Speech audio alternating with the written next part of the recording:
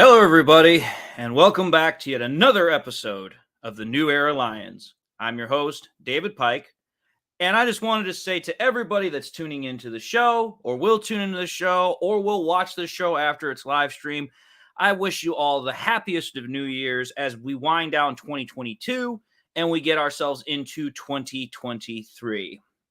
Hopefully, everybody had themselves a Merry Christmas. Hopefully, everybody had themselves a Happy Hanukkah, Kwanzaa, or, maybe you just decided to, hang out at home and not celebrate anything. To whatever the case might be, no judgment passed. Just hoping everybody had themselves a great chance to celebrate the holidays, or, you know what, just take some time off and enjoy themselves. Anyway, with that having been said, obviously, as we all know, the end of the year is officially upon us. We are officially getting ready to start 2023, which I will admit I am very, very ecstatically excited for, because a new year brings new opportunities. It brings a new chance to develop, to grow, to progress, and not just individually, but also with the Lions. How's it going, Volcano? Not much myself. You know what? Just kind of enjoying this last day of 2022, getting ready for 2023, just enjoying the whole process for what it is, and just, getting ready to move on with life as it was. So glad to see that you joined the show, and hopefully more will come as time goes by. But anyway, with today's show, I figured I was going to talk about some stuff that, is not normally something we talk about on this show, because right now most everyone's talking about playoffs. Everyone's talking about various types of situations, scenarios as to, what will happen with the Lions if they do this, what will happen with the Lions if they do that. And there's various types of things that we've pretty much gone over several times over and over again. And I realistically wanted to kind of talk about something a little bit different, so to speak. And so far, I've come up with a couple of topics for today's show. Hopefully, we'll have some more people that'll come in and they'll want to talk about it as time goes by. But we'll start off our show with a very interesting topic here. And the first thing I want to talk about is obviously the game tomorrow, which, is against the Bears. The Bears are by far right now they're a team that's very much like what we were last year. They don't have much to play for. They've been eliminated from the playoffs for some weeks. And realistically, there's just not much that they realistically have to work for or work against, except, maybe improving draft positioning, maintaining draft positioning. They're just not really, there's not really much that they have to worry about, so to speak. But anyway, the one thing I can say with absolute certainty is this, that when we take a look at tomorrow's game, I think that it's going to be a really interesting matchup, an intriguing matchup. It's obviously a very important one for the Lions, no doubt about that.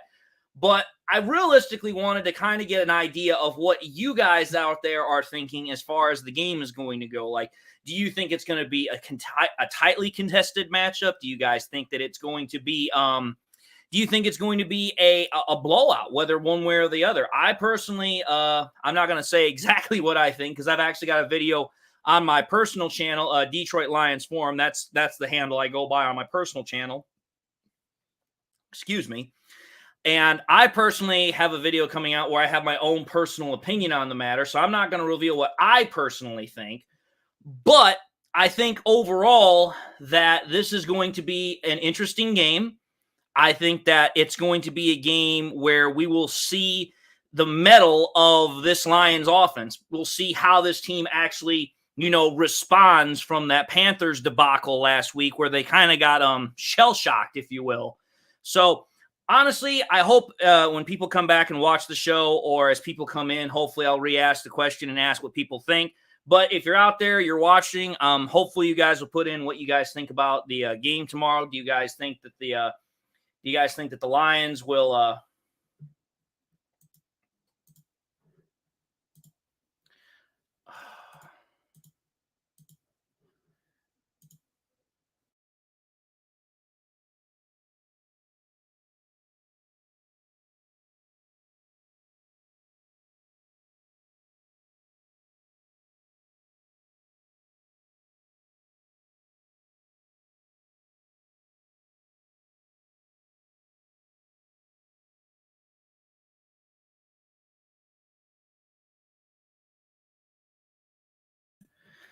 I do apologize. I think my stream decided to decided to drop out for a minute.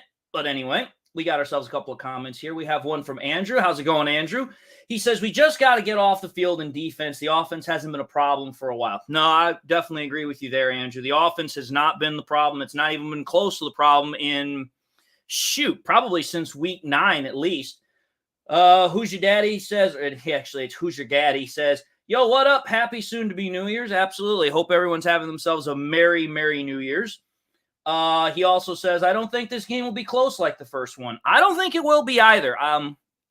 Again, I'm not going to give too much of my own personal opinion away. Like I said, I've got another video where through my personal channel, I'm going to be giving out that information. But I do think I will agree with you, Gaddy. I do think that this will not be a close game. I don't think it's not even going to be a contentious game, in my opinion.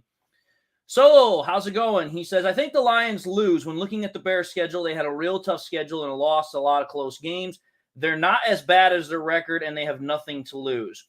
Well, here's the thing, Sol. Actually, they do have something to lose, and I'll tell you what they have to lose. They have a chance to lose out on draft positioning, because think about it here. I get it. As you said, they've lost a lot of close games. They're very similar to what we were last year, but here's the thing. The Bears need talent. And what they specifically need talent is on defense and on offensive line. That's where they need talent the most. Wide receivers another, but you get my point here. The point of the matter is the more games they win, the further back in the draft positioning they get. Now, obviously, if they win another game, they're not going to fall out of top 5 contention for a pick. But if you have that number 2 pick, there's a good chance you can get just about any player you want because let's call it for what it is here. The freaking Texans who hold the number 1 pick, they're going to draft a quarterback, and chances are they're going to draft Bryce Young. That's who they're going to draft. So if you want to maintain having the next best position, which obviously the Bears aren't going to draft a quarterback, they feel very comfortable with Justin Fields, having that number 2 pick is a gold mine. You want to hold on to that pick because that means you have practically any player at your perusal to draft. Whether you think the wide receiver is the best option, the defensive stalwart's the best option, an offensive lineman's the best option, that's what the Bears have potentially to lose if they should win. And honestly, I don't think the Bears want to win, honestly. I think that they want to get as high as a draft position as possible so that way they can maintain their draft position. I'm not saying tank because, well, at this point, they've already tanked. There's nothing really left for them to exactly fight for. Alex comes in and says, hey, bro, I'm hella excited for the game tomorrow. I just want to say I've been watching your videos for about a month now, and you're really entertaining. Well, thank you, Alex. I truly appreciate that. Also, happiest of New Year's to you. Don't know if you celebrate Christmas, Hanukkah, or you don't celebrate at all, but happy holidays all the same to you. Merry Christmas, whatever it could have been.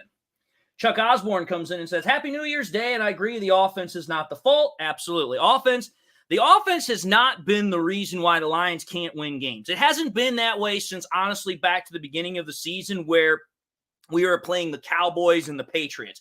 That was probably the lowest point for this offense.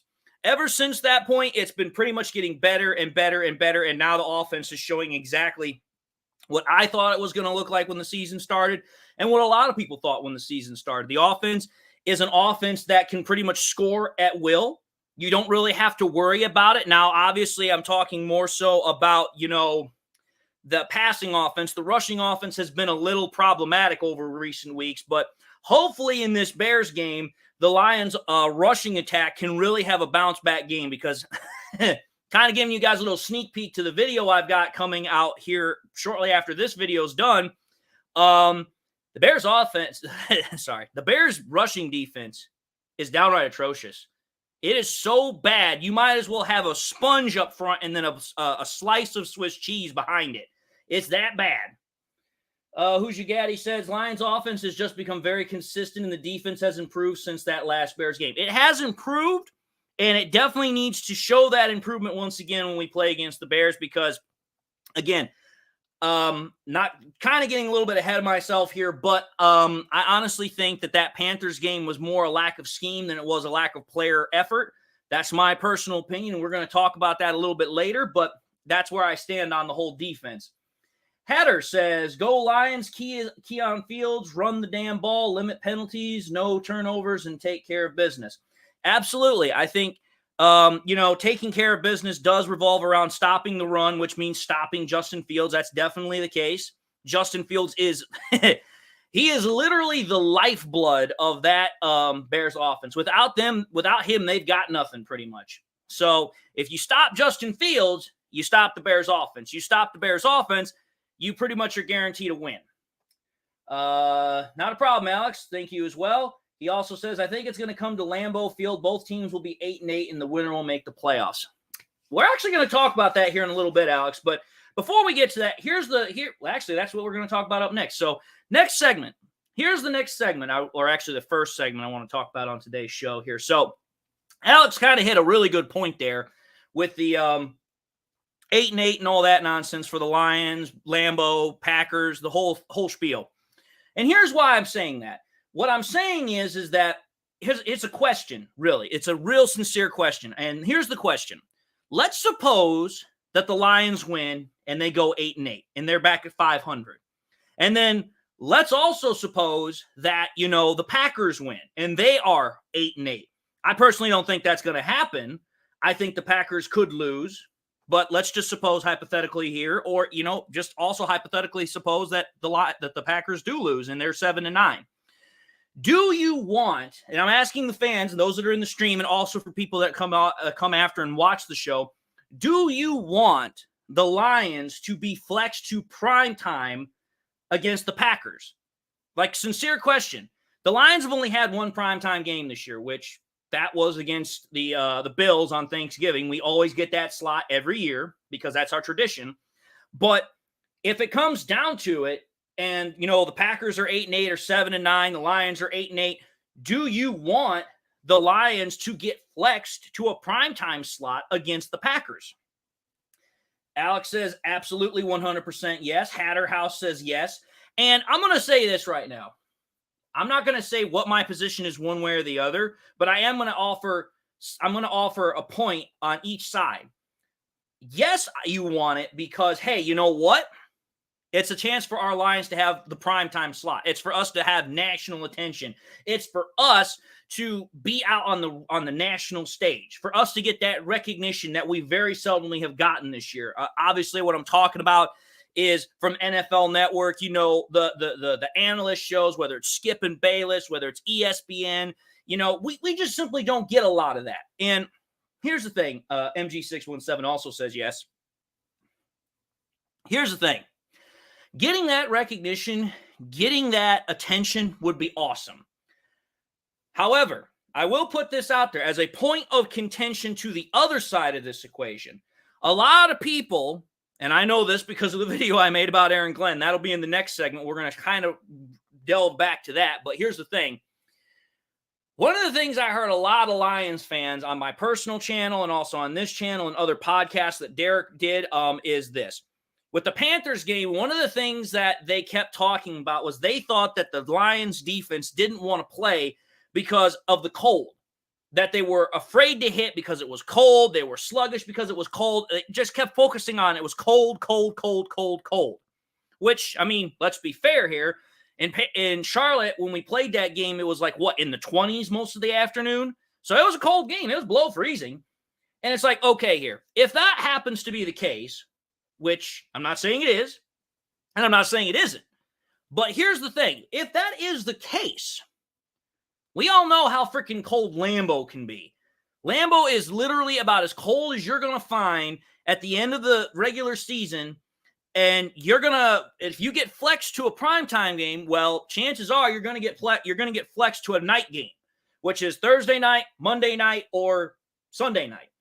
Well, here's the thing. The later in the day it gets, the colder it gets. So you would be playing Aaron Rodgers on primetime, which Aaron Rodgers on primetime, he has a outstanding primetime record. But at the same time, the Lions have not played a whole lot of cold games this year. They have played a few. They played a cold game against the Jets. They played a cold game against the Panthers, obviously. So they've had some experience playing in the elements, playing in the cold. But it's a whole nother ball game when you're playing in Lambeau and you're playing Aaron Rodgers and it's like barely 20 degrees. So that's just my point one way or the other there. Personally, myself, I would like to see us play on Sunday night or Monday night football because I want to have that national attention. I want to have that national stage. I want to have the players feel like, hey, we are deserving of this spot. We're deserving of this recognition. We're deserving of the chance to prove to the rest of the NFL that we deserve to have a primetime slot. Plus, let's just be fair here. I want to see Aaron Rodgers cry. I really do. I want to see Aaron Rodgers cry. I really want to see Aaron Rodgers, be upset, be, very angry about losing potentially. I want to see him get hit. I want to see him get battered. I want to see him be absolutely besides himself, because the last time the Lions played him, he was besides himself. Now, granted, that was at Ford Field. That was perfect conditions. There was nothing to worry about. But my whole point is, I detest Aaron Rodgers with an absolute passion. I do. And again, it's nothing personal. It's just, as a Lions fan, I simply don't like Aaron Rodgers because of the fact that, hey, all he ever does is make Lions fans miserable. Now, Raymond Peterson, I see you're saying that the field at Lambeau is heated, though, and that's fine. That's great. But here's the thing. The field might be heated, but that air, that wind chill, I'll say this right now. I am from Michigan originally. I'm obviously in the Army. I'm down here in Texas, so that's a little different. But that wind chill, especially coming off of Lake Michigan, dude, that wind chill, that cold air, it will literally just cut right through about any sort of protective clothing you've got. So yeah, the field will be heated, which means it'll be softer. It won't be as hard. That's fine. I get that.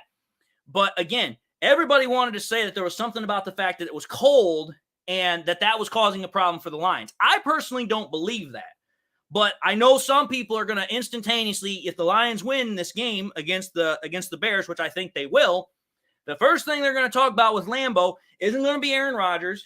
It isn't going to be anything else except the weather, because everybody's going to key on the fact that it's going to be cold as you know what outside, and they're instantly going to go back to the Panthers game and how it was below freezing.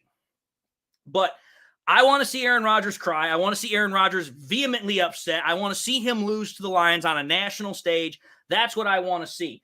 But I also think, personally, if we're thinking about this another way, I want to see the Lions win, because if they win a primetime game in Lambeau against Aaron Rodgers, what better springboard going into the playoffs? Like, seriously, what better springboard? You win a primetime game in Lambeau against your arch rival, and you're most likely, if you win, you're going to be the 7th seed, which means you're going to be playing against the Minnesota Vikings in the first week of the playoffs. Dude, what a better way to start the playoffs. You literally just beat your arch rival, your arch nemesis, and you literally are then going to use that win, all things in hypothetical situation, to then propel yourself into the playoffs to then go and play the Vikings, who you just thumped on literally a couple of weeks ago. That, to me, is a perfect springboard scenario. But I'd like to hear what you guys think. Obviously, we have a couple of people that have already said yes, they would like to have the primetime game. This is more for people that, watch the stream later. That's more for them. Moving now into, we'll actually take a look at some comments here really quickly. Chuck says that he would like to see Aaron Rodgers cry too. I think most Lions fan would love to see Aaron Rodgers cry, because when he gets angry, he has his theatrics on the field. It's probably just the absolute best thing we could absolutely see as Lions fans, because seeing him upset is just awesome. Who's Your Gaddy says, seeing the Lions in primetime is also just super enjoyable because, like you said, it means that we've earned it. Absolutely. Absolutely. I've said this before, and primetime games are the NFL's way of rewarding teams. Because the more primetime exposure you get is because you are considered a hot commodity. You're considered a popular venue. You're considered something that everybody wants to watch. And you earned that. MG617 says, if we win at Lambeau Field, Aaron will probably make an excuse along the lines of they cheated. It's kind of hard for him to say that they cheated, because we'd be at their home field. The elements would be on their side. And Aaron Rodgers has got a primetime record probably better than anybody. Who's Your Gaddy also says, other teams get it off hype and their name alone. That's true. Chuck says, Patty Grimes, I want to see the Packers lose to the Vikings tomorrow too. See, that's a game that, outside of the Lions playing the Bears, the Vikings and Packers game, that is a game we sincerely need to watch.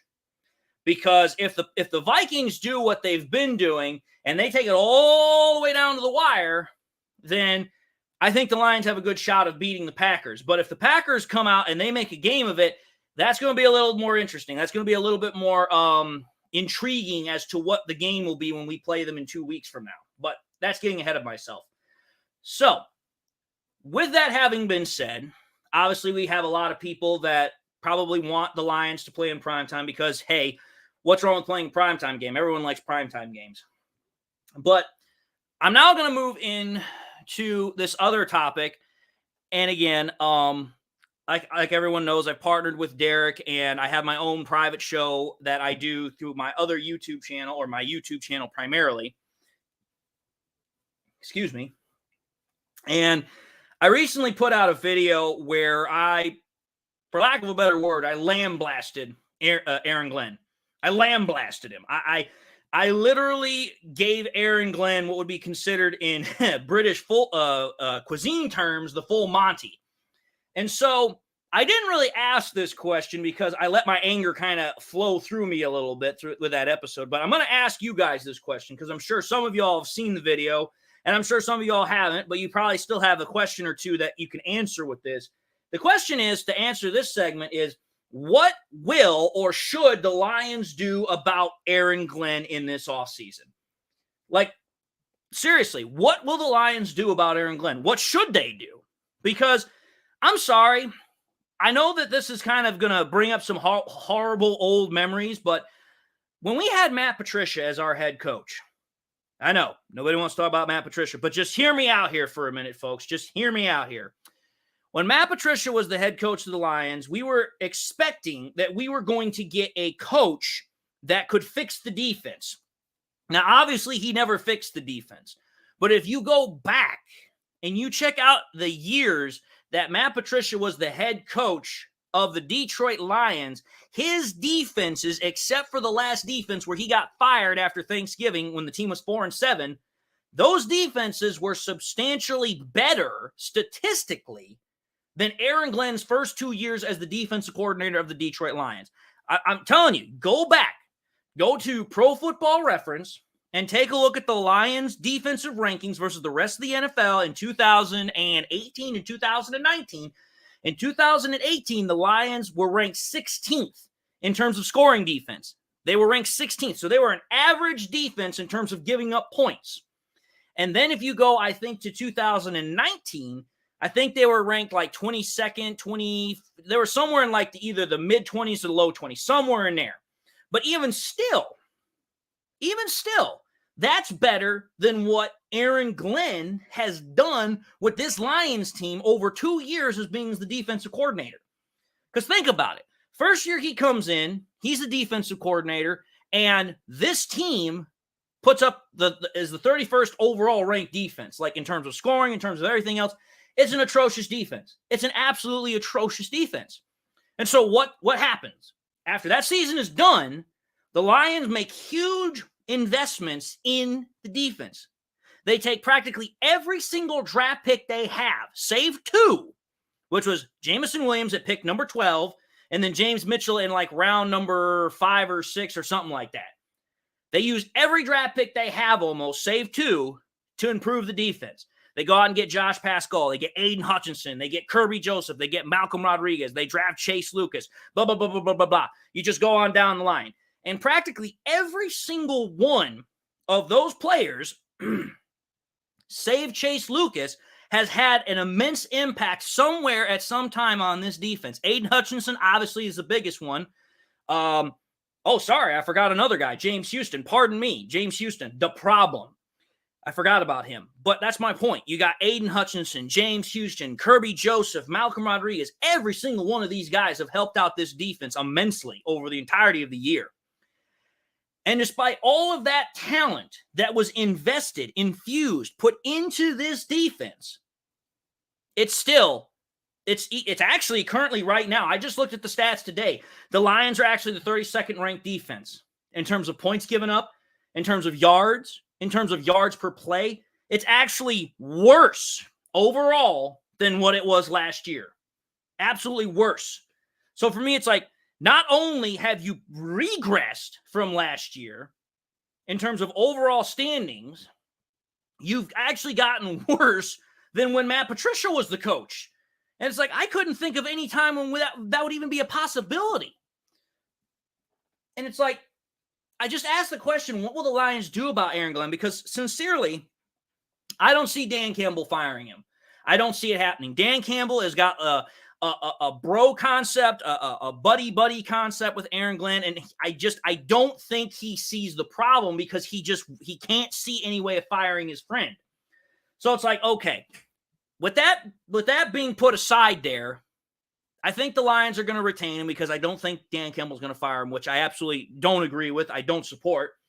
But then after that, you have to ask yourself the question, how much leash, how much rope does Aaron Glenn get for the next year? Because I personally think the Lions are going to do the exact same thing they did last year, this year in the draft. They're going to invest heavily in the defense. They're going to go after defensive tackle for the interior. They're going to go after linebacker. They're going to go after cornerback. They're going to go after a safety.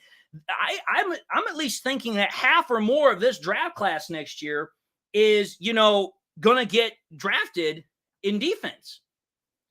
And Rich says, David, please remember AG is still a first-time defensive coordinator, so we need to pump the brakes and give him time.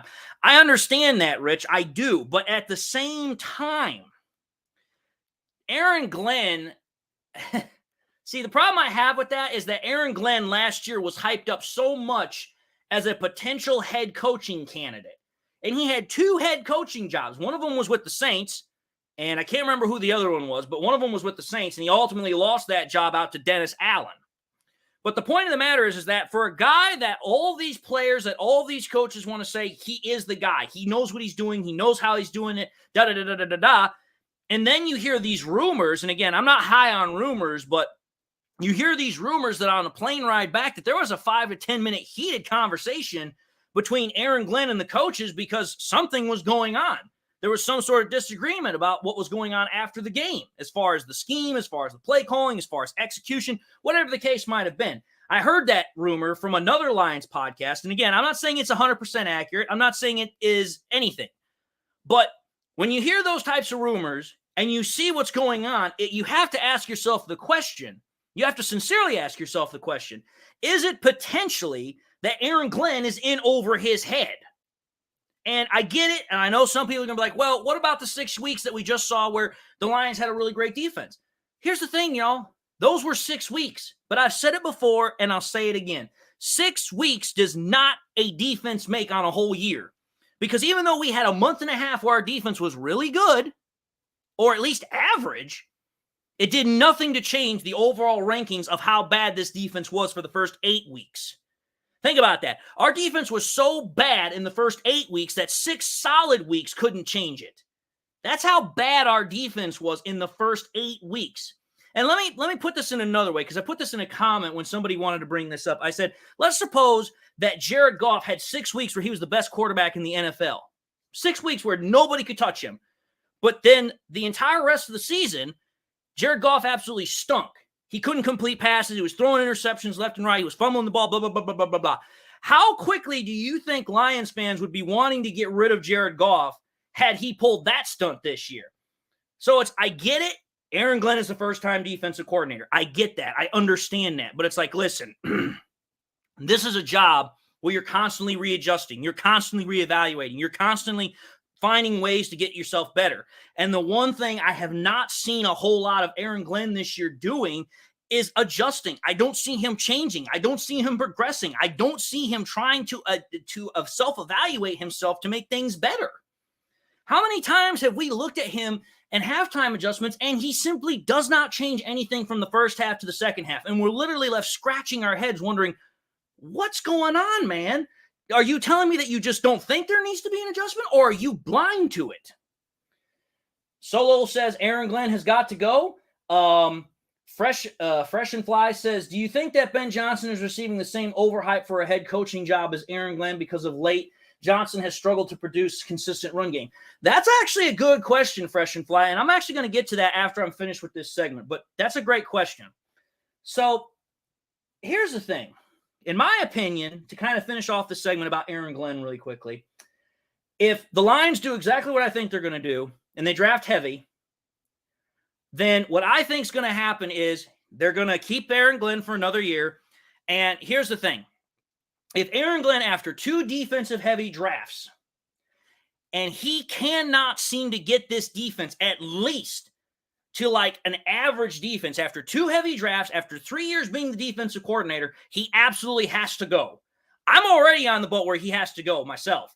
But if after 3 years as a defensive coordinator and 2 solid defensive drafts where you get some top defensive talent and you infuse it in there and you still can't fix this defense, he has to go. Like if Dan Campbell won't fire him, then freaking Brad Holmes and Sheila need to step in and be like, listen, Dan, you need to fire him. We're going over your head. That's what I think is going to happen. Because if Aaron Glenn is not fired this year and he continues to do the same thing next year, he absolutely needs to be fired. No doubt about it in my mind. Now, before I move into my other segment here, Fresh and Fly had a quick question that I wanted to answer. But before I get to that, there's some questions here. Who's Your Gaddy says, all this is fair criticism towards Glenn. Can't argue. Zaquas says, AG ain't going anywhere because he's Dan's guy. And again, that's probably, again, one of the biggest criticisms I have about Dan Campbell, that is, the head coach, is that think about it. Name one time that he's absolutely, criticized Aaron Glenn.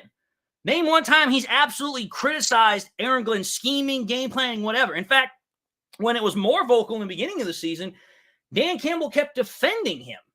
And I'm just like, wait a minute here. I'm like, dude, if this was any other player, if this was any other coach, you would be giving fair and evaluating criticism. But it's like with Aaron Glenn, it's like, I don't know if Dan Campbell has a blind spot or if he's just got a soft spot, whatever the case is. I know they're friends, but it's like, dude, this is a business. When you're in a business, these kinds of decisions cannot be based upon emotion. They cannot be based upon relationships or emotional friendships. You have to base it off of performance. And let's just call it for what it is. Aaron Glenn has not made this defense perform for the last 2 years. He's had points where it's looked good, but then it always falls apart. Charles Adderley says, good night watching from Nassau, the Bahamas. Outstanding stream. Happy New Year. Much blessings and favor. Thanks, Charles. Hope you have yourself a happy New Year. Zaquan continues and says, if the defense is bottom of the league next year again after a bunch of defense, I think he'll get fired for sure. He then follows up and says, let's see what he cooks up for these last 2 games. Again, I agree. I think Aaron Glenn has to have a chance to redeem himself, even though I personally don't want to give it to him because I think I've seen enough of Aaron Glenn. But for me, it's just like, I know that, Dan Campbell is not going to give up on him. And if Dan Campbell's not going to give up on him, that means he's not going anywhere anytime soon. Fresh and Fly asks another question. He says, do you think if we incorporated Jameson Williams more in the previous game and hopefully going forward, we would have won the last game? No question. No, I don't think so. And I'll tell you why. Everybody here knows that I'm a big Jared Goff fan. But here's the problem. If you go back and you watch that game, Jared Goff did the best he could do as any quarterback could with no running game. He threw 3 touchdowns, no interceptions. He was just slightly under 60%. He threw over 350 passing yards. He was literally as good a quarterback you're going to find in the NFL with no run game. So if you added Jameson Williams into that factor, what would you have gotten? Maybe one more touchdown out of it? Maybe a little bit more competitive? The problem wasn't necessarily that we couldn't throw the ball. The problem wasn't necessarily we didn't have enough weapons to throw the ball. The problem was we didn't have a run game to support the passing game, and our defense could not stop the Panthers' running game to save its life. Again, let me just take you guys back down memory lane. We gave up we gave up 240 rushing yards in the first half alone against the Carolina Panthers. That is a now team franchise record for the Panthers. You take a look at the fact that we also gave to one of their running backs, Foreman, 165 yards on a day. That was a career high for him. And then you take a look at the fact the other running back, we were allowing him to have over 10 yards a pop on every time he ran the ball. It wouldn't have mattered if Jameson would have had a great game. It wouldn't have mattered if Jameson would have exploded. The defense couldn't stop the opposing offense of the Panthers, and our running game couldn't get started as if it was a cold engine in the middle of winter. Without those 2 components, we weren't going to win. And I wish Jameson would have had himself a day. But the point of the matter is that Goff did as good as he was going to do with no running game, and it was still not enough despite Goff having a great performance. Let's see here. Who Hoosier Gaddy says business and friend can't mesh as friends. It has to be business first. Absolutely. Great comment, Hoosier Gaddy. I totally 100% agree. Totally 100% agree. Raymond Peterson says deciding at Green Bay, talk about a nail biter. Yeah, that is going to be an interesting game for sure. Zaquan says sometimes it's just awful execution and poor tackling and gap contained. It's not all on AG. And again, I get that. Sometimes the players are not going to perform up to what they're supposed to do. But it all starts with the coach. And when you're going to tell me that you have no regrets about how you called the defensive scheming and you didn't change anything from first half to second half, even though you saw the players were struggling, you have to put at least some of the onus on Aaron Glenn for being stubborn and not changing things. Chuck Osborne says, maybe we'll get lucky, Dave, and some NFL poor team will hire Aaron Glenn to be their head coach. I know that's pretty impossible, but fingers crossed. Yeah, that's probably not going to happen. Zaquan says, I don't disagree. It's hard to defend Aaron Glenn right now, and I like him as our DC. I think once we get more talent, it'll be fine. And you know what, Zaquan? You could be very well right. It could just be a lack of talent. It could very well be that. I hope for your sake, I hope for Aaron Glenn's sake that is the case. But to me, it's just like, listen, Matt Patricia was by far the most hated coach in Detroit in probably the longest time ever, and he literally drove talent out the door. He drove not Glover Quinn away. He drove Quandre Diggs away. He drove Darius Slay away. He brought in players that were not efficient, and he still had better defenses than Aaron Glenn. So it's like, again, it's one of those things where I step back and I have to think about it, and it's like, listen, how much of this is on the players versus how much of this is on Aaron Glenn? Like, seriously, that is a question that I keep asking myself, and I keep reevaluating when I start thinking about different perspectives and different contingencies to the whole question.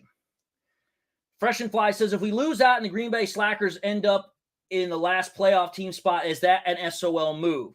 And is the season looked at as a failure? Well, first and foremost, SOL fans will definitely call that an SOL move. I personally will not, because of the success of the season. And that's why I'm not going to look at it as a failure. Because first and foremost, let's understand something here. The offense is light years ahead of where it was last year.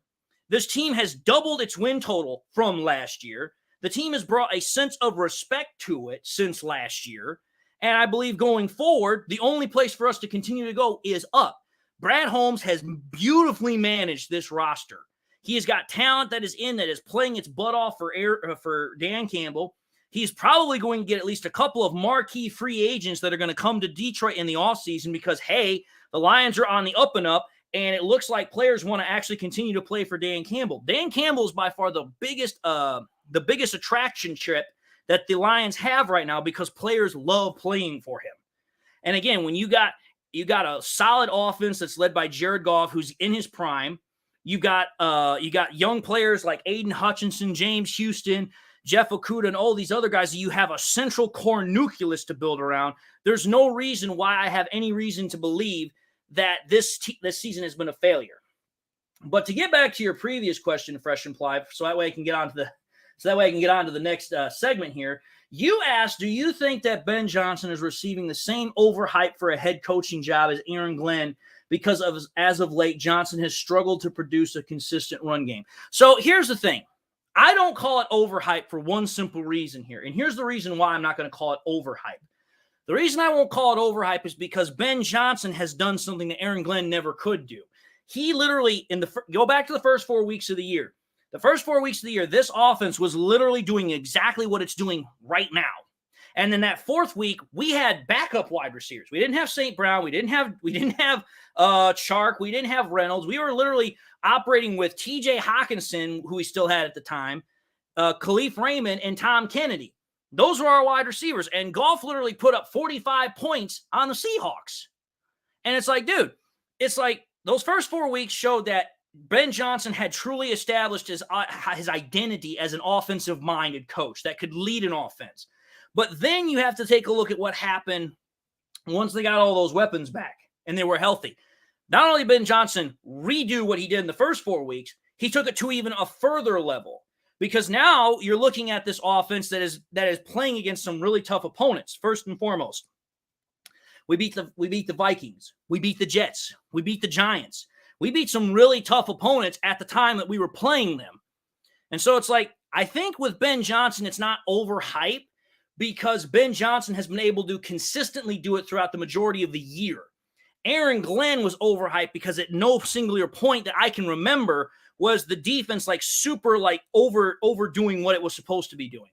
I think Aaron Glenn's overhyped situation was because our offense was so poor in comparison to the defense that he looked a lot better, especially when you consider the fact that Anthony Lynn, the former offensive coordinator, couldn't call a game plan to save his life. So, and you say that a successful season is above 500, but this season is a huge milestone in that direction and something to build upon. See, that's the thing. I'm not going to look at a season as being successful or not if it has over a 500 win percentage. I'm not going to look at it like that, because ask yourself this question. If the players took all the personal growth that they have this year, and we've seen it. We've seen players like Jamal Williams that have had career years compared to what they had when they were with the Packers. Jared Goff is having a year that mimics or even rivals his 2018 year with the Rams when he went to the Super Bowl. You take a look at Jeff Okudah, who's been able to stay healthy this whole year. And he's having a year where you could literally say he could potentially be a comeback player of the year candidate.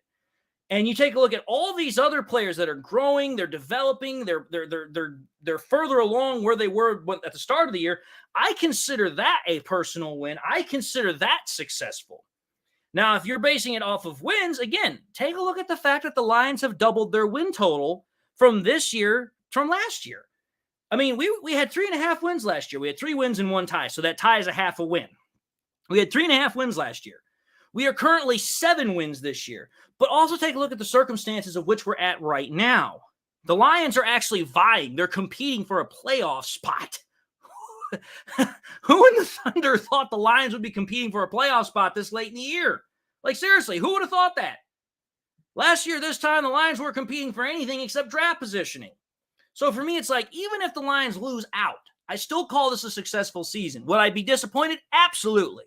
But at the same time, I'm going to remain objective and be like, listen, despite the fact we went 7-10 or 8-9 and whatever, and we didn't finish above 500, it's still a successful season because of all the other components that happened during the season. That's my personal opinion. Zaquan says this team was done at 1-6, and we're still on the verge of making NFL history. Only one team has made the playoffs after 1-6. It's hard to get out of a hole like that. Oh, absolutely, Zaquan. When you're at 1-6, you're literally staring at the precipice of disaster, and you literally have to climb your way out of a massive hole just to be even competitive. Not even, be vying for a playoff spot this late in the year. And you're right, only one team has made it from 1-6 to the playoffs. If the Lions could do it, they would break history. They'd be the second team only in NFL history to do that. So the fact that the Lions were able to go from 1-6 to competing for the playoffs and actually are still in a position to make the playoffs, that is a success in and of itself. Now, with that having been said, we're going to get into the last segment of the show today. And this one's going to be kind of a little bit more of an opinion-based one. And this is more for everybody that's watching right now. And obviously later on, people that will watch the stream, they're going to have their opinions on this too. But I thought about this because I was watching a couple of TikTok videos, and you know how when the Hall of Fame dude, he comes up to a person's house, he knocks on the door and says, hey, I'm from the NFL Hall of Fame, blah, blah, blah, blah, blah. You've been selected to go into the Hall of Fame. And I was like, that's kind of interesting. But then I was thinking to myself, I'm like, there's not as many Lions in the NFL Hall of Fame that I think there should be. And recently, we haven't had a Lions Hall of Fame player, how do I put this? Megatron got into the Hall of Fame not that long ago. But between him and the last player that got in, there was a humongous gap. I think there was like a gap of almost 20 years between him and Barry Sanders.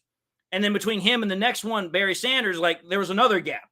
So I started thinking, and I was like, I wonder what the fans of the show, I wonder what Lions fans would say if I asked them the question, which Lion player currently that is not in the NFL Hall of Fame should be in the NFL Hall of Fame? If you guys had to put it out there to a vote and choose a Lions player from the past, obviously they can't if they're current, but if you had to choose a past Lions player that is not in the NFL Hall of Fame but should be, who would you choose?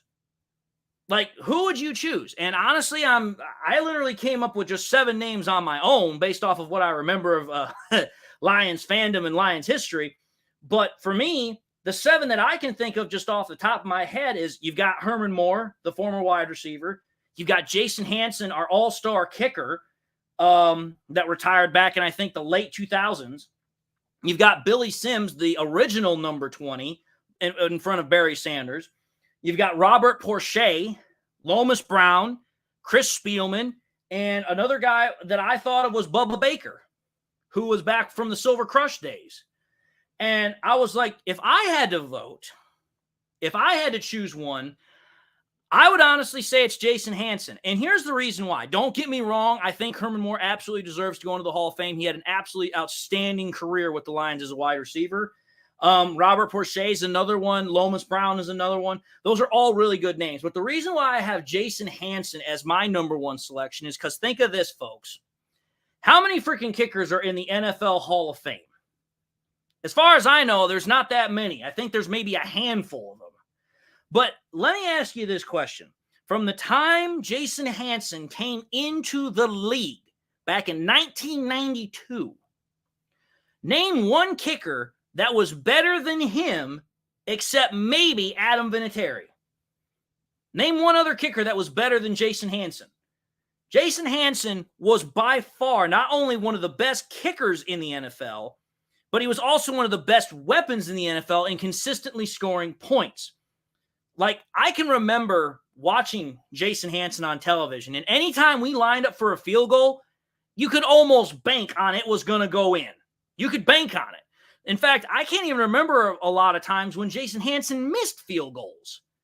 And it's like, I remember watching a televised broadcast one time, and I remember them stating at one point when Jason Hanson broke the record for all-time scoring with the Detroit Lions. He holds the record for most points scored. That's how long and how consistently good as a kicker he was for the Lions.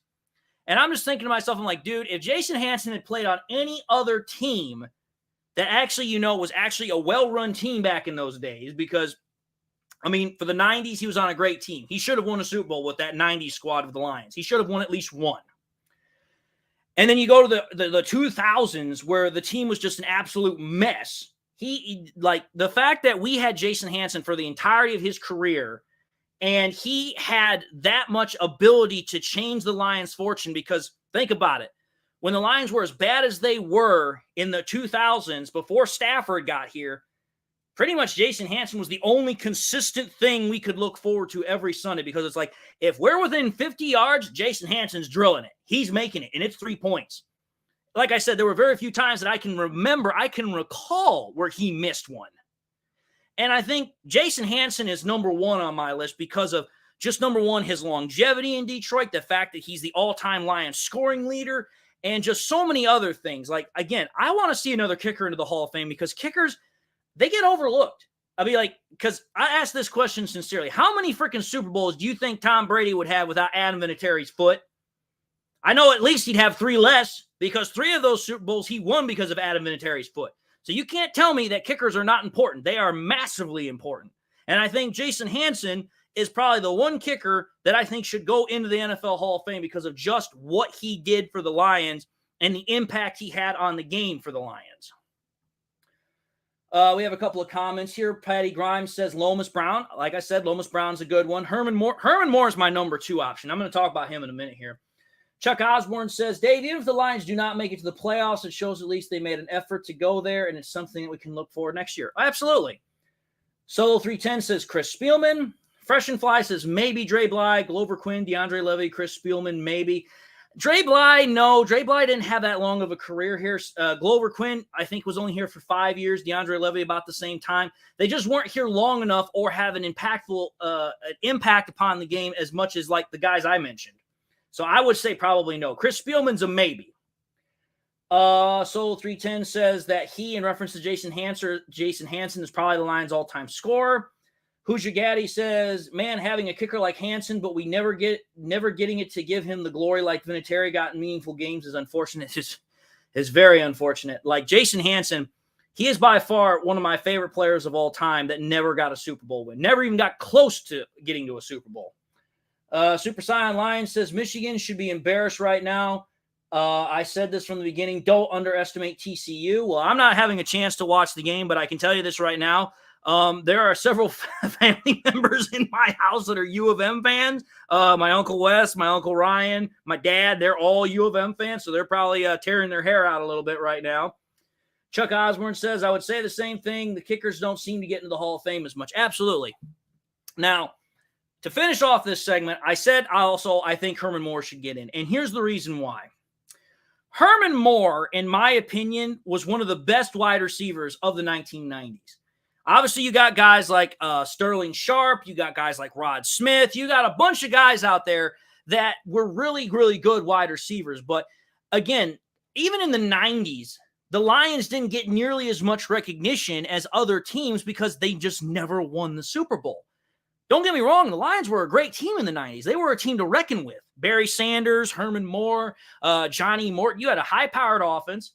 You had some studs on defense. Like I said, Robert Prochet, Chris Spielman.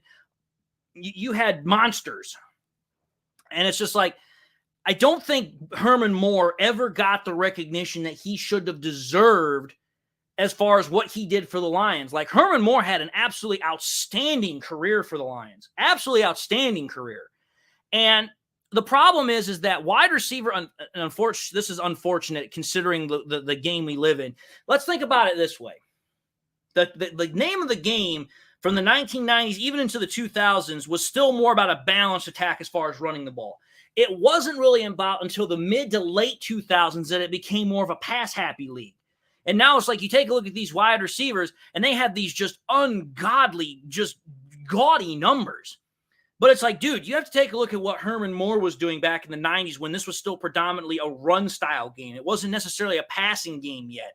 It was more balanced, if I'd call it anything.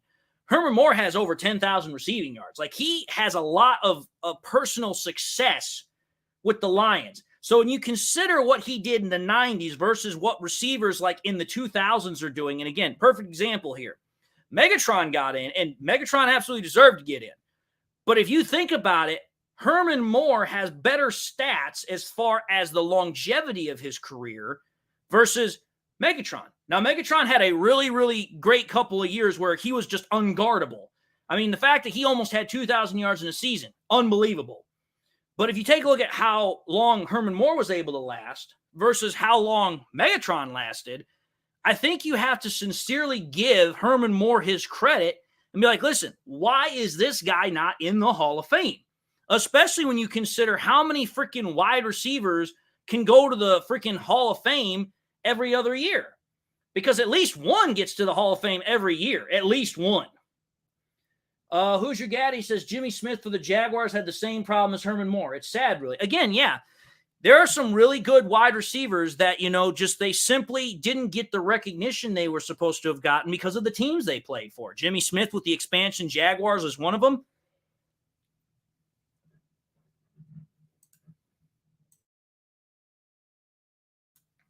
Excuse me, I had to cough there. But you're right, Jimmy Smith was one of them. I would even say Tim Brown with the Raiders is another, because the Raiders in the 90s, I don't remember them doing much of anything, and they didn't really get to the Super Bowl until freaking they had what's his name, Rich Gannon as the quarterback, and that was when John Gruden kind of left them and then went to the Bucs. So it's like you have all these wide receivers that were really good in the late 80s, the 90s, even into the 2000s, the early 2000s, and Herman Moore was one of them. He was, in my opinion, one of the best. And the fact that he's not in the Hall of Fame, I think, is an absolute travesty. Absolute travesty. I think that the top two Lions that absolutely deserve to be in the Hall of Fame, Pro Football Hall of Fame, number one, Jason Hanson. Number two, Herman Moore. Those are the top two if I'm voting. You got other guys, obviously, like I said, Billy Sims, Robert Porcher, Lomas Brown, Chris Spielman, maybe, Bubba Baker is another one. All those guys, I think, also deserve it. But I think if I was choosing the top two that deserve to go to the Hall of Fame, Jason Hanson, Herman Moore, my top two candidates, put them in the Hall of Fame right now. They absolutely deserve it. But anyway, folks, I've come to the end of my segments for the day.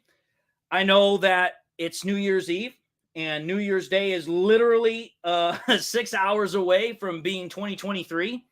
So I'm going to wrap the show up. I'm going to let you guys enjoy the remainder of your New Year's Eve. I'm going to let you guys, be responsible. I'm going to just say that right now. Be responsible with what you do after the show is done. And, enjoy yourselves a happy new year and, make some New Year resolutions so that way you're better in 2023 than what you were in 2022.